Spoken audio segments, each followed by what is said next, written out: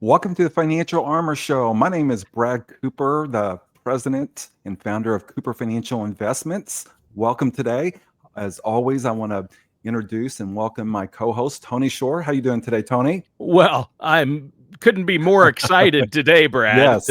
And I think those who view the show on YouTube can see why we have a very special guest. And for our listeners out there, you're in for a real treat today. Brad, I don't know how you got this guest to appear on our show.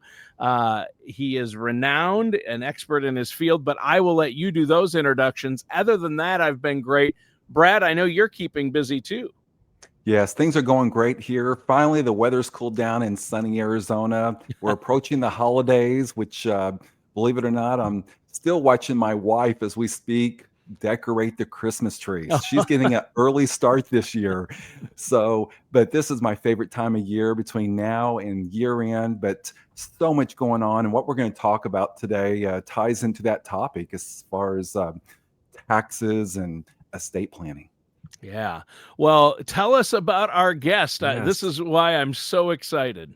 Yes, I am so excited to. We've had some great guests over the years on the show, Tony, but today is a big treat. I'm very humbled and very honored to have Mr. Ed Slott with us today. If you don't know Ed, there's a lot of information about Ed out there online, but I have known Ed. I've been part of his group for over 5 years now, and Ed is, in my opinion, the number one expert in the United States for tax planning, estate planning. I had the honor and privilege of spending about a few weeks ago with Ed in training out in San Diego, California.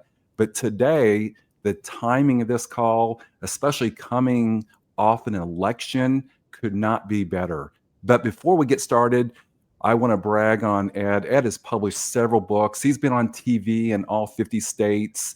We've had the privilege of having him here in Arizona speaking to our clients 2 different times and going to do this again probably in 2025. But I just want to promote Ed's most recent book, which I just finished reading not too long ago. And it's The Retirement, hold it up here, Savings Time Bond Ticks Louder. And Ed, I'm sure a lot of this information's updated, but also probably some of it's outdated because the IRS changes the laws on a regular basis. But Ed, welcome and thank you for your time today. Well, I'm thrilled to be back here with you, Brad, and I am humbled too to be on with you. You're one of the special advisors in this country that has heavily invested in your education in the tax planning, because I think, being a tax guy, that's where all the savings are for real people. You could save people hundreds of thousands, if not millions, in taxes. You know, you talk about making money in the stock market, which a lot of people do, but when that money is in a retirement account, which is where most of the money is in this country. In fact, the last ICI, Investment Company Institute report, says 40 trillion. Wow. Can you imagine, in these Unbelievable. accounts? But that money has not yet been taxed in retirement. You can only spend what you keep after taxes. So it doesn't matter really how much an advisor makes you. I don't care if you made 30% a year for 30 years. If you lose it all in taxes on the way out, what have you done? You built a savings account for Uncle Sam, and he's not even your real uncle. So there's no obligation to do that. So the point is, and that's one of my main points I said to Brad before we started, and Tony, I said, I want to get one thing across, that if you have money in a retirement account, a 401k and an IRA, you need an advisor that can handle the taxes on the way out. Yes, you pay attention to investments on the way in, but at some point, you're going to take this money out. And even if you don't want to, under the tax law, you're forced to take it out and pay taxes. But those taxes can be minimized or reduced or managed. And most advisors just don't have the specialized knowledge to do that. Brad is one of the few that has invested heavily in his tax planning education by being a member of our IRA Advanced Training Tax Group, Ed Slott's Elite IRA Advisors. Only about 500 in the whole country at that level. And if that sounds like a lot, You might be saying, shouldn't it be like 1 million advisors? Like, wouldn't every advisor want to do this for their clients? Most either don't invest, or they don't know that to invest in their education. I mean, not the investments. We're talking about the planning, getting that money out. Or the worst part, they don't know that they don't know. And that makes most advisors dangerous. What Brad learns is how much you don't know. Me too, always learning. But once you know what you don't know, Brad has another secret weapon, our back office, to answer any of the toughest questions Brad's clients have. I'm glad you brought that up, Ed, because as a fiduciary and doing the right thing for every person we sit down with, I think it should be mandatory, in my opinion, to learn and really to be part of your group, because there's changes. And I have used a lot of your information on a daily basis and incorporated that into planning, and we're changing lives. We're helping families get from taxable accounts to tax-free accounts. That's right. And enjoy, a lot of our clients are going to enjoy tax-free income for the rest of their life because of the practice we're doing with the help of you and your back office, which I have access to as a fiduciary advisor. I can call Ed's office, talk to one of his staff members, CPA attorneys, and get expert advice to pass on to my clients, which right there is so much value, which most in my industry do not do and don't have that access. You said it should be mandatory. I don't know if I disagree, if I agree. I might disagree because it's a testament to you that you go the extra mile and take this education when it's not mandatory. You shouldn't have, an advisor shouldn't be, if they're forced to do it, are they really doing it wholeheartedly? Or just, checking the boxes. Right. If you're a consumer out there, you've invested, you worked, you saved, you built your retirement savings, you want somebody that's motivated to help you take it the rest of the way and beyond to your beneficiaries, not because they have to. You're right. And, last week, as we do this recording, we had a major presidential election. And what? Nobody told me. You forgot to vote, Ed? Thank God it's over. So, Yeah. So, Ed, I have $1 million question I just received the other day, right after the election. Got a phone call saying, well, Brad, now since the election's over, President Trump's in, he's going to keep taxes where they're at or lower them. So we don't have to worry about tax planning. We don't have to worry about conversions. What do you say about that, Ed? No, you'll always have to worry about it, but now you may have more time to do more things. I think personally, I don't know. I didn't call the president lately or the president-elect, but I believe he will extend. My own feeling, I don't have any inside knowledge. I'm not the incoming Treasury Secretary, so I don't know. But I believe there will be a push to extend those tax cuts. But I just read in the Wall Street Journal in their editorial, which is very, pro this agenda, but they say, this is great, extend the tax cuts, but you better watch it. They're still worried about deficits and debt levels. And if you saw that editorial, it says, do all these things, but keep the numbers. The math still has to work. We can't go over the cliff. I'm afraid we still, at some point, will go over the cliff. I mean, look at I don't even know what the debt level is now. It's either 34 or 35 trillion. All I know is if you have to round up to the nearest trillion, that's bad. Then I know it's bad. When you're rounding off how much you're over, in the hole, in the red by $1 trillion, that's bad. That tells me the whole country's running on a credit card. And at some point, I don't know if Congress will be able to continue kicking the can down the road. And you know who's going to pay for it when they're forced to raise taxes? The people that are doing nothing now, that leave their money in IRAs and 401ks, growing, building that debt. That's what your IRA is. Your IRA is an IOU to the IRS, a growing, building, compounding debt. So what the election, I believe, has brought us a little more breathing room, but I would take advantage of each of those years. You could get that money out into Roth conversions, life insurance, anything tax-free while rates continue to be low. Such a good point. And on this same topic, rethinking retirement tax planning. Yes. I've been in this industry, Ed, over 30 years. And I remember years ago, put all your money in 401ks, put all Oh, your yeah, money yeah. in IRAs. And that has changed. So what No, advice? it's a Well, trap. It's a it trap. is. It's a Trojan horse. Don't fall for it. Oh, Oh boy, and it sounds like counterintuitive. What?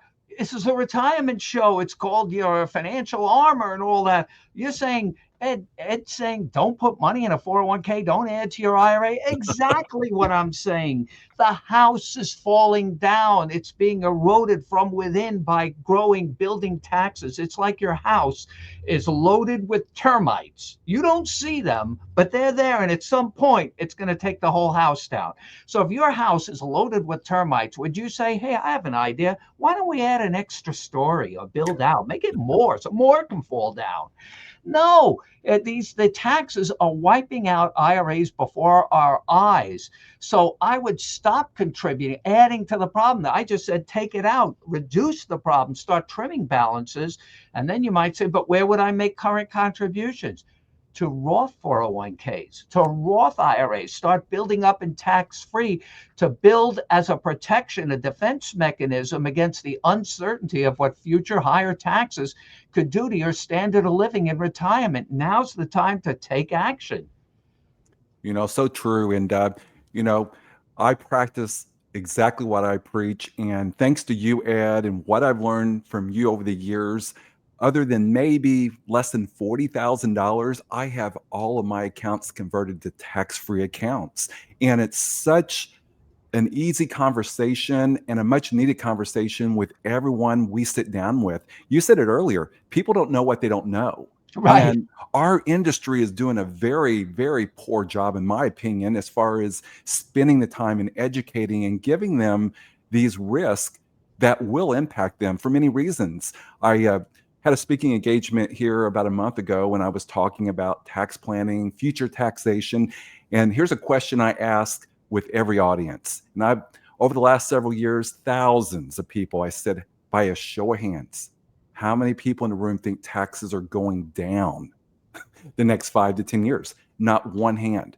And I get into the reasons, which I know you do as well, Ed, as far as the deficit, baby boomers exiting the workforce the next 10, 15 years. There's so many factors going into that. So with your education, what you have given to us, which we're passing on and changing lives with our families, we're doing strategically every single year with the help of your office, with the help of our CPA team, showing families how to go from IRAs, 401ks to Roth IRAs, including, which we've talked about in the past, life insurance, which is a great tax-free account. Yes, tax free. What I call in every program going from forever tax to never tax. You want to be in tax free territory. And I'll tell you this, I've had clients over the years, and every person I ever met, even with people I talked to in some of your seminars too, anybody that pay, you have to pay to get the Roth IRA in general, you have to pay the conversion tax. People tell me they don't even remember paying the tax. All they do know is they love, I mean, love their Roth IRAs. When you see an account growing, knowing it's 100% for you, no sharing with the government, that's growing 100% for you. Tax-free money always grows the fastest because it's not eroded by current or future taxes. And there's no risk of, even if future tax rates go up, that actually makes tax-free vehicles that much more valuable, instantly more valuable. People love Roths. Not everybody loves paying the tax. That's the rub. That's why, well, as you said, Brad, you read in the financial, they say, oh, get the tax deduction. All this short-term thinking, put money in a 401k or IRA. Matter of fact, I just read a story also in two stories. I had one here. Yeah, here's one here from Investors Business Daily. All the things I would never say to do. Smart money steps to take before 2025. And they say, oh, quick, you can max out your 401k and get a deduction. Wow. What a horrible move. Why would I do that? First of all, rates are low. You might say, but Ed, isn't a deduction good? Yes, if it's a real deduction, the deduction you get for contributing to your 401k is not a real deduction. It's really just a loan you're taking from the government to be paid back at the worst possible time in retirement when you need it most and you don't even know what the rates are. And good tax planning says, when do you take deductions? When rates are high. You take income when rates are low. So they give this advice. It's on every TV show, all the papers. Oh, get deductions for 1 year, and then you pay it back and then some. You have to think about when you make decisions what the future cost of those decisions are. You'll get some nice thing up front. I mean, it's, same thing when you tell people go to the gym. No, I'd rather eat pizza because that helps me now. You know, so true. And to add to that, Ed, Hey, which that cuts close to home for me. that's right. Ice cream too, but I would exclude bacon. Bacon to me goes on every. I mean, it's a food group. You Amen. have to Hey, have it. you're speaking our language. Yeah. No, what you just mentioned and the impact it's having on families, another major impact, which a lot of people don't know. And you refer this to the widow or widower tax Right. trap.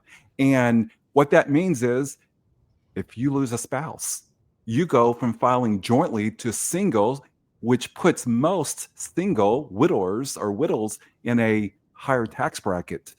And in addition to that, going to be paying even more taxes over their lifetime. Yeah, Correct? chances are if you have a husband and wife and one spouse has died, say the husband dies, the wife pretty much, generally most spouses leave everything to each other, which is probably the way it should be. So the husband dies, the wife is going to have, other than the change in Social Security, pretty much the same income they both had together. But now she'll be paying through the nose at single rates rather than joint rates. That's another reason to start getting these conversions done. And not only that, let's say you converted everything before that happened. Now, the survivor, the widow, the wife in my example, will have no added income from RMDs, required minimum distributions, no forced with taxable withdrawals, because her money will all be in tax-free Roth. She doesn't have to take out anything if she doesn't want to.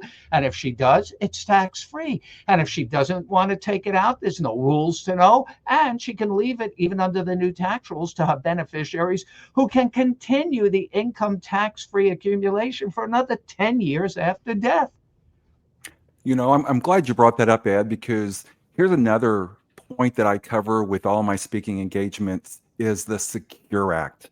The Right. first that passed January 1st of 2020, the second CARES Act 2.0, January 1st of 2023. I have no more than maybe one or two hands that raise when I ask the audience how many people have heard of the Secure Act and the impact that will have on your beneficiaries. The whole family, And really, when you do planning, see, goes back to the bad advice in these papers. Planning for 1 year to get like a little break up front when you're just adding to the problem. That, like I said before, that IRA is eroding before your eyes. It's like the people ignore it. My dentist, she retired. I wish she didn't retire. She was great. I said, why would you retire? Look at my teeth. I'm your annuity. Why would you ever retire? Anyway, she had a sign on her office that said, ignore your teeth and they'll go away. This is what happens. You can't ignore the problem. So they came up with the Secure Act, and you just by the name of it, something's fishy. It's not secure. It's the whole family planning. You should look at how to preserve and lower taxes for your life and beyond. And the Roth conversion and life insurance check those boxes. What the Secure Act did, they made IRAs and 401ks the worst possible assets to use for wealth transfer or estate planning to beneficiaries. They're loaded with these complex rules. There's a million ways to go wrong. And it leaves everything exposed to future higher taxes, even to the beneficiaries who will have to empty that now by the end of 10 years after death. Exploding those taxes. That's why I call my book, The Retirement Savings Time Bomb Ticks Louder. So that's why it goes back to what we said before, Brad, rethinking retirement. Don't keep building those accounts. Move them to tax-free territories while rates are low and you can take advantage of today's low brackets. Yeah, that's huge. And in fact, what I call, people don't understand that a traditional IRA and 401k is a joint account. It's not, Right. if people think I've got $100,000 in my IRA, just to throw out an even number. And I'm like, no, you don't. And they go, no, I'm going to have that $100,000 and it'll even grow a bit. I'll have that in retirement. And I go, 20, 30% probably isn't yours. And they go, what do you mean? It's Uncle Sam's. It's a joint account, right? With Uncle Sam. Well, it's a special kind of joint account. When I used to have clients, and I've had clients, I haven't done client work in a few years, but when I had my regular tax and estate planning practice, I'd have clients and they would love to show me their statements. I remember one guy coming in right at this desk. I've been at this desk for over 40 years already. Wow. And he was so happy. I hate to burst his bubble. I'm saying the same thing to him that you just said, Tony. I said, let me see that. He said, look at my statement. I have $1 million in my IRA. I said, give me that. That's not your money. It's just temporarily on your letterhead. Then I went and wrote on his, let's say his name was John Smith. I said, that's your IRA, right? Yeah, you forgot to write in the joint owner. It's John Smith and Uncle Sam. And I would write in Uncle Sam. And he said, what are you talking about? Just like you said. But you said Uncle Sam's a joint owner. Most people, married couples, understand what a joint account is. Husband and wife, 50-50. Uncle Sam is a special kind of joint owner. It might not be 50-50. Uncle Sam will decide his share based on how much money the government needs when you need to access your money. Look at the history of tax rates. Uncle Sam might say, I think I need 60% this year. That's a special kind of joint owner that you don't want as a partner Right. on anything. Right. Yeah. Wow. And, on the same topic of the Secure Act, and here's something, Ed, Tony, I have found with 99% of the people I sit down with, I'm talking to in seminars, is when you get to 70 and a half. And Ed talked a lot about this a few weeks ago. One of the biggest benefits that you have is a qualified charitable distribution. If you want to give to a charity, a church, a nonprofit, you can do so. And I think I've used this example before, Tony, but I just want to lay the groundwork before Ed chimes in here. Is I just met with a couple last year, 78 years of age each, husband and wife. For the last 8 years, they've been giving $100,000 to their church. Very generous. So I said, congratulations, that's great. Then I followed up with a question, thanks to Ed, is how do you pay that? I got the strangest look. They said, well, Brad, we write a check. Oh, no. And I said, never has your CPA or financial planner ever talked to you about qualified charitable distributions and paying that from your IRA directly to the charity, therefore making it tax-free. And their jaws dropped. We calculated they have lost over the last 8 years a minimum of 200,000 plus in taxes. Yeah. So Ed, and IRAs are the best assets to give, and to do it that way, you're getting money out of the IRA at literally 0% tax rates. And remember, this is money they were going to give anyway, but they were getting no tax benefit out of it because most people use a standard deduction, even at that level. So they take itemized deduction, maybe still. The RMDs would still be taxable. That's right. And, another aspect too, I want to just touch on because this is so important. And a few weeks ago, we spent a lot of time, you did and your team, addressing this, is beneficiary designations. One thing I do very well, thanks to you, Ed, and also with the great relationship I have with an estate planning attorney, is we do beneficiary audits on every person we sit down with. So talk a little bit about that, because after going through the most recent training a few weeks ago and the changes for beneficiaries, it's confusing. And the average person don't know. It is confusing, and most people pay no respect for it. Of a beneficiary, it's kind of like the Rodney Dangerfield thing. It gets no respect, the beneficiary form, right? People think somebody else took care of it.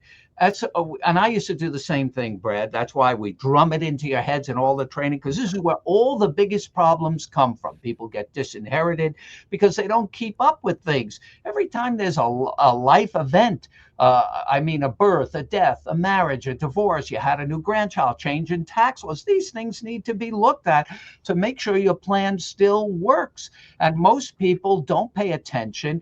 Also, financial institutions have merged and combined, and the paperwork doesn't carry over. All of a sudden, you've got a probate asset, might even go to the wrong beneficiary. If it goes to a wrong beneficiary, that's 100% tax to that beneficiary because they lose it all.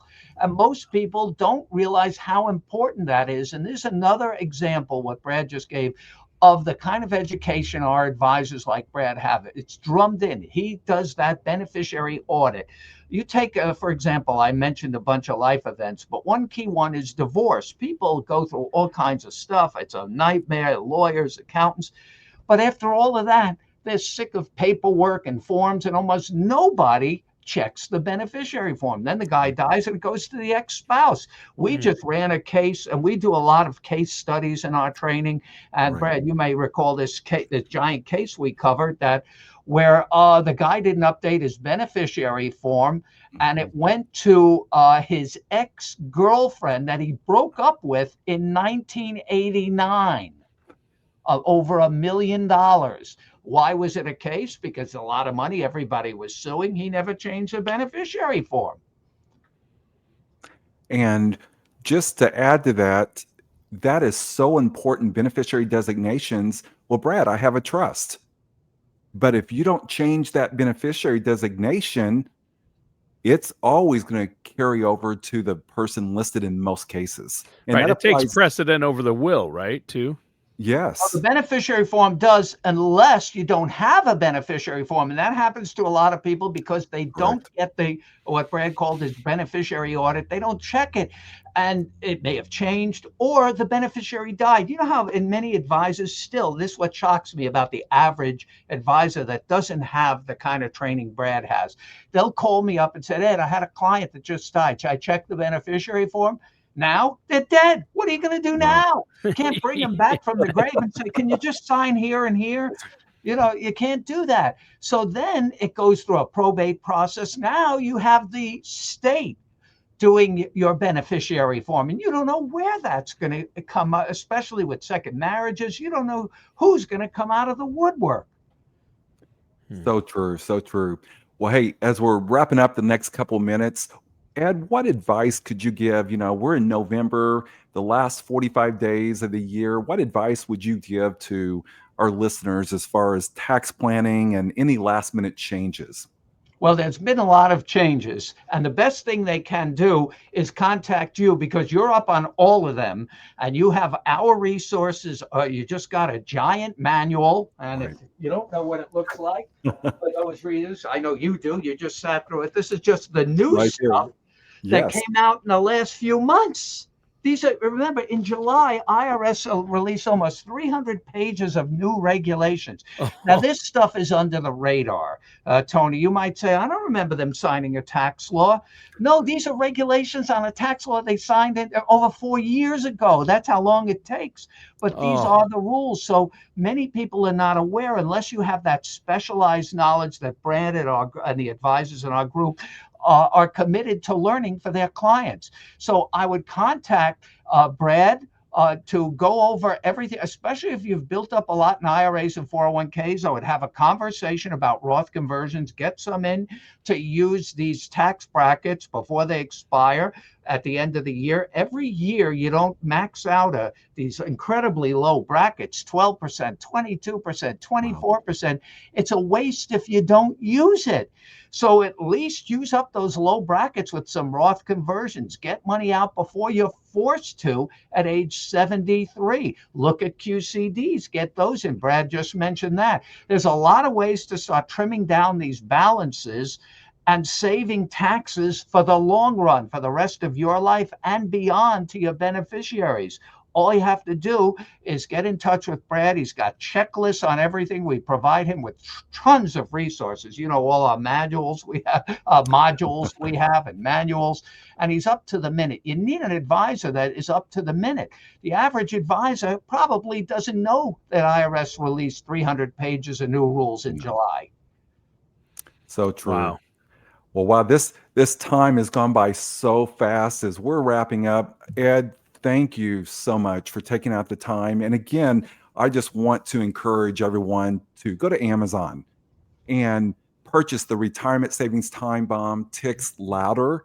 Or if you come in my office, I have several copies which we'll give to you just for coming in as well. But as we close, if you have questions, we covered a lot of information. There's been a lot of changes, and one guarantee, there will continue to be changes as long as the IRS is making those laws and changes.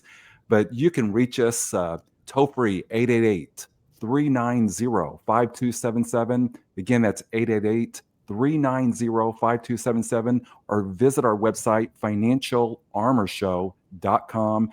Ask those questions that you want to get answers to.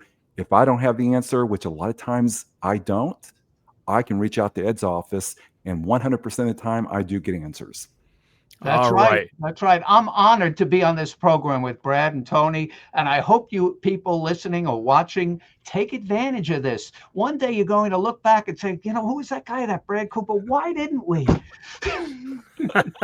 That's right. And my big takeaway before we go, guys, is Ed Slott for Treasury Secretary. I think you put in a pitch during the show for that, didn't you? Don't you want to be what my first thing would do? Eliminate all RMDs. What a mess. There you go. Yeah, amen to that. All right. Well, Ed, once again, thanks. Brad, great show today. Listeners and viewers, thanks for tuning in. That does it for today's episode of the Financial Armor Show with our host, Brad Cooper, and special guest, Ed Slott.